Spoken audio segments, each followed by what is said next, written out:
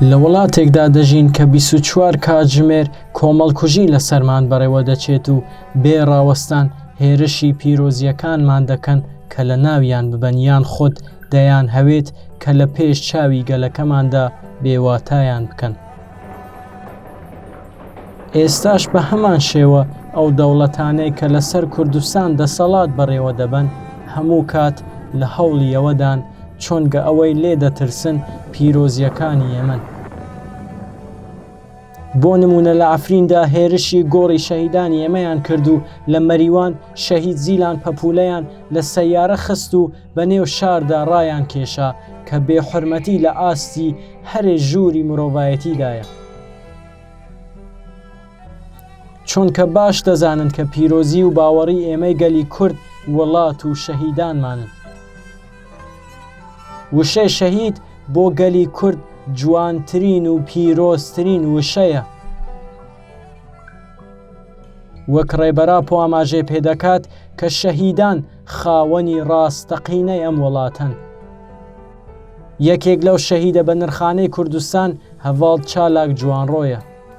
هەڤاڵ چالاک لە ساڵی 1999 کاتێک کە هەموو جیهان بەهۆی ئەسیربوونی ڕێبەراپۆوە دەڵێن کە کورد لە کەسایەتی ڕێبەراپۆ پەکەکەدا کۆتایی پێدێت بەشداری پەکەکە دەبێت.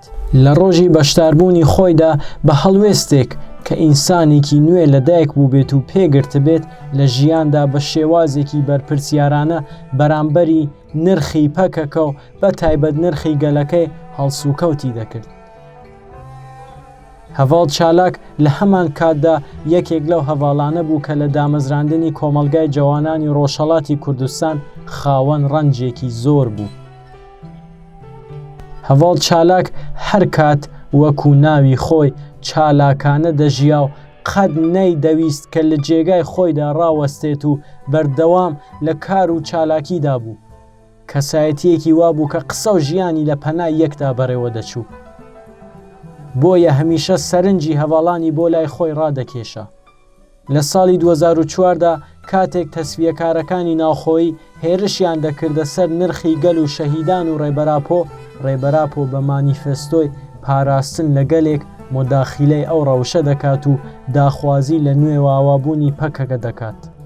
هەڤاڵ چالاکیش یەکێک لەو لاوە بەتوانایانە بوو کە قەت هێرشی سەر نرخ و پیرۆزیەکانی قبول نەدەکرد.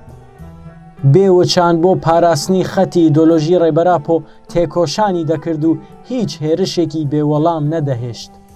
لە ماوەی بەشداربوونی تا ڕۆژی شەهیدبوونی لە ساڵی 2007دا بۆ 1 ساتیش بێت هیوای بەسەرکەوتن کەم نەبوو.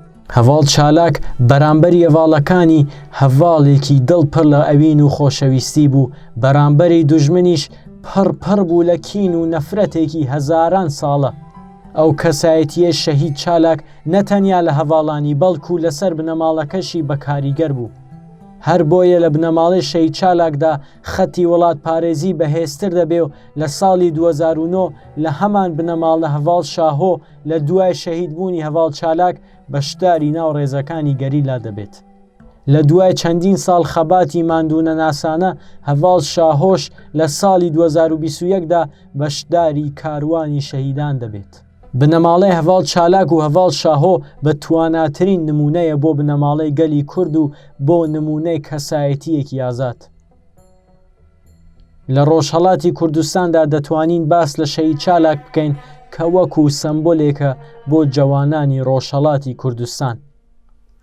لەبەرەوەی کە هەموو ژیانی خۆی لە پێناوی بەدیهاتنی خەیاڵی ئازادکردنی جوانەکاندا دەژیا. لە خەتی شەهید چالاکدا ئیسرارکردن دێتە واتای ئاواکردنی مرۆڤایەتی. هەر بۆیە ئێمە وەک جوانانی ڕۆژهەڵات دیسان ئەو شەهیدە بە نرخە بە بیر دەهێنینەوە و هیوا و خواستی دەگەینینە لووتکەی سەرکەوتن.